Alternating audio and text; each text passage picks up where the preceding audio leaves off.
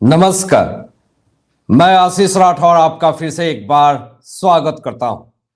Citizenship amendment act को लेकर के सुप्रीम कोर्ट में जिरह चल रही। कपिल सिब्बल इसका पूरी तरीके से विरोध कर रहे हैं। केंद्र सरकार की तरफ से सॉलिसिटर जनरल ने बड़े बड़े दावे किए और आज केंद्र सरकार की तरफ से एक बहुत बड़ा स्टेटमेंट आता है। इससे कपिल सिब्बल की पूरी तरीके से बोलती बंद हो गई। आखिर सेंट्रल गवर्नमेंट ने क्या ऐसा स्टेटमेंट जारी कर दिया है और केंद्र सरकार ने हमेशा से सीएए का समर्थन किया और केंद्र सरकार ने हमेशा यह दावा किया है कि सीएए की वजह से किसी की भी नागरिकता नहीं जाएगी।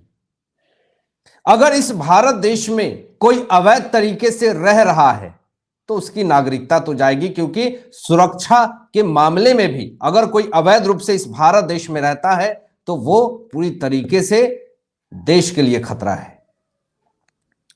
लेकिन दोस्तों यहां पे आपको बताऊं मैं कि सीएए सिटीजनशिप अमेंडमेंट एक्ट के खिलाफ सुप्रीम कोर्ट में 200 से ज्यादा याचिका दायर कर दी गई और इसीलिए सुप्रीम कोर्ट को सीएए को लेकर के सुनवाई करनी पड़ी।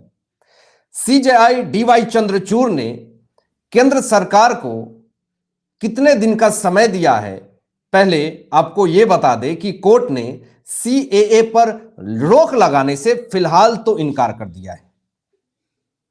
मतलब सिटीजनशिप अमेंडमेंट एक्ट फिलहाल रोक नहीं लगा सकती है सुप्रीम कोर्ट, यह पूरी तरीके से क्लियर कर दिया है।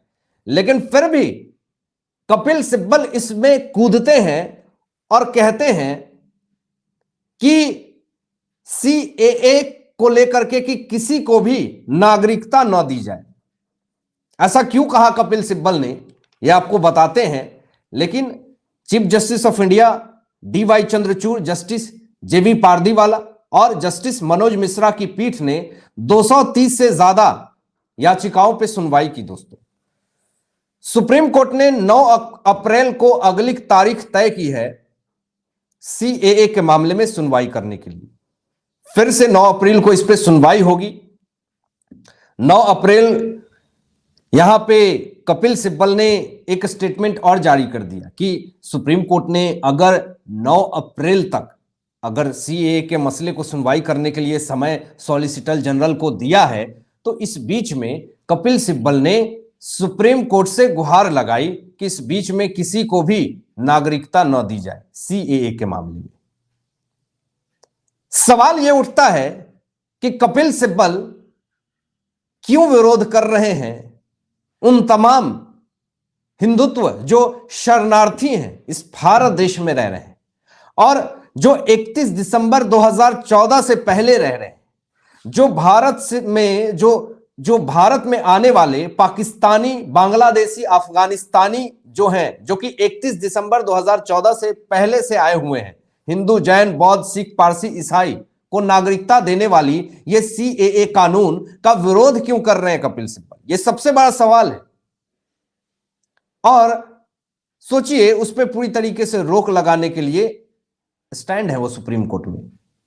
राम मंदिर का विरोध किया, राम मंदिर बना ना। आर्टिकल 370 हटाए जाने का विरोध किया, आर्टिकल 370 हटाना जम्मू कश्मीर से। मतलब आप समझिए कि जिसमें भी कपिल सिब्बल कूदेंगे आप पूरी तरीके से यह मान लीजिए कि उस केस में केंद्र सरकार को जीत होनी है।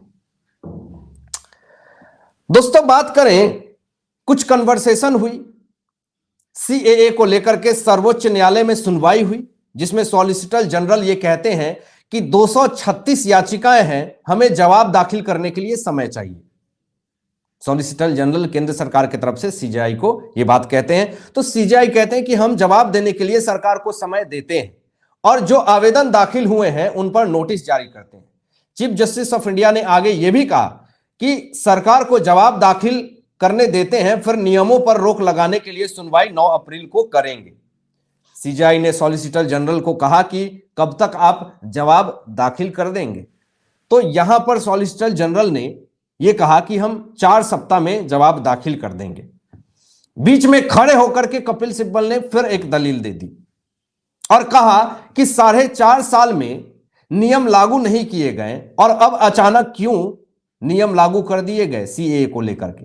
अगर नागरिकता देनी शुरू हो गई तो सारी याचिकाएं बेकार हो जाएगी। कहने का मतलब कि 9 अप्रैल तक किसी को भी नागरिकता न दी जाए, इस पर रोक लगा दी जाए। मसला यह चल ही रहा था।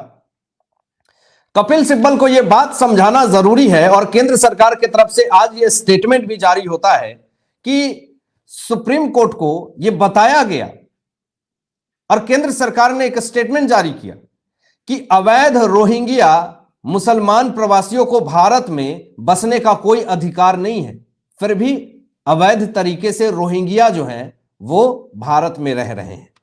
भारत में अवैध तरीके से रहने वालों के खिलाफ कार्रवाई की जाएगी। क्या इसके खिलाफ कपिल सिब्बल ने एक बार भी स्टेटमेंट दिया कि अवैध तरीके से रोहिंग्या इस भारत देश में रह रहे हैं? मुसलमान रोहिंग्या इस भारत देश के लिए खतरा साबित हो रहे हैं। भारत की सुरक्षा पे सवाल खड़ा हो रहा है। रोहिंग्या घुसपैठिया बनकर के इस भारत देश के हक को खा रहे हैं। कितनी आतंकवादिता और कितना क्राइम अंदर ही अंदर कर रहे हैं, क्या कपिल सिब्बल को इसका अंदाजा भी है? लेकिन यहां पर सीधा दिक्कत कपिल सिब्बल को है क्या कि जो शरणार्थी बांग्लादेश से, अफगानिस्तान से, पाकिस्तान से जो हिंदू धर्म को मानते हैं वो अगर इस भारत देश में रह रहे हैं तो उनको पेट में दर्द है, ममोर है। मतलब दो पहलू में ये देश बटा हुआ है। इसमें सिब्बल जैसे वकील भी बटे हुए हैं कि हम हिंदू के लिए हैं, तुम मुस्लिम के लिए हो, तो उसके लिए ये केस ले लेते हैं। और यहां पे इनको ये दिख नहीं रहा है कि रोहिंग्या को अवैध तरीके से वोट की राजनीति करने के लिए उनको बसा रखा है। उसके लिए कपिल सिब्बल ने एक भी स्टेटमेंट सुप्रीम कोर्ट में नहीं दिया। किस तरीके से दोस्तों अमानुतुल्लाह खान आम आदमी पार्टी के विधायक के ऊपर आरोप लगा हुआ है, यमुना नदी के किनारे पूरे रोहिंग्या को बसा करके रखा है वोट बैंक की राजनीति के लिए अवैध तरीके से। और ये लोग जो हिंदू अपने घर को किस तरीके से छोड़ करके, अपनी संपत्ति को छोड़ करके यहां से भगा दिया गया था, उन तमाम लोगों को यहां पे बीजेपी ने उनको पनाह दिया है, तो कपिल सिब्बल उसमें अड़चन डाल रहे हैं। इसके बाद सिब्बल कहते हैं कि 4 सप्ताह केंद्र सरकार की तरफ से सीएए को लेकर के जवाब दाखिल करने के लिए बहुत ज्यादा समय है। जवाब दाखिल करने तक नागरिकता देने पर रोक लगाई जा सकती है।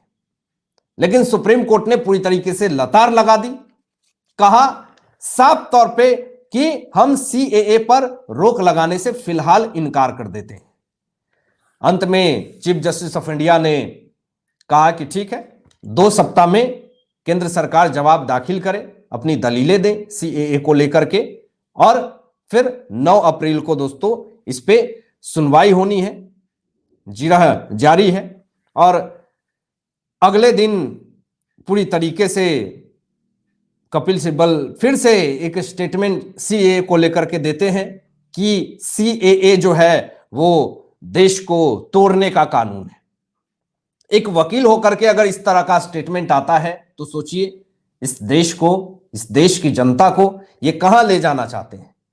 केरल के राजनीति दल सबसे पहले इंडियन यूनियन मुस्लिम लीग ने सीएए को लेकर के सुप्रीम कोर्ट में चुनौती दी थी दोस्तों। फिर उसके बाद से सैकड़ों याचिकाएं दायर कर दी गई सुप्रीम कोर्ट में, और फिर आज देखिए मसला इतना ज्यादा हो गया कि यह मामला सुप्रीम कोर्ट में चला गया और सीएए को लेकर के बहस जारी है। अब देखिए, मुझे तो लगता है कि इसमें पूरी तरीके से एक विपक्ष का खेल है और इन्हीं के लोग याचिका डालते होंगे, और याचिका इतनी मात्रा में जब आ जाता है तो सुप्रीम कोर्ट को सुनवाई करनी पड़ती है कि इतनी सारी याचिका है, मुद्दा बड़ा है। तो इसको लेकर के कैंपेन भी चल रहा है, विरोधी गैंग पूरी तरीके से एक्टिव है, लोगों को भड़काने का भी काम कर रहे हैं। लेकिन यहां पे साफ अक्षरों में अमित शाह जी ने एक बात क्लियर कर दिया था कि देश के किसी भी मुस्लिम समुदाय की नागरिकता नहीं जाएगी। जो अवैध तरीके से रह रहा है उसकी नागरिकता जाएगी। जो अवैध तरीके से यहां पे घुसपैठिए बनकर के इस भारत देश की अर्थव्यवस्था को खराब कर रहे हैं उसकी नागरिकता जाएगी। और सब मेंशन है, क्लियर है। लेकिन फिर भी कुछ लोगों को देश विरोधी एजेंडा चलाने में ही उनको उनका फायदा है, तो इसलिए वो देश विरोधी एजेंडा चलाते हैं। हालांकि आप क्या सोचते हैं इन तमाम मुद्दों पे अपने विचार व्यक्त कीजिएगा, और ऐसे ही लेटेस्ट अपडेट पाने के लिए इस चैनल को सब्सक्राइब करके बेल आइकन प्रेस कर लीजिएगा और अपने दोस्तों में शेयर जरूर कीजिएगा। Thanks for watching my video. जय हिंद, सत्यमेव जयते।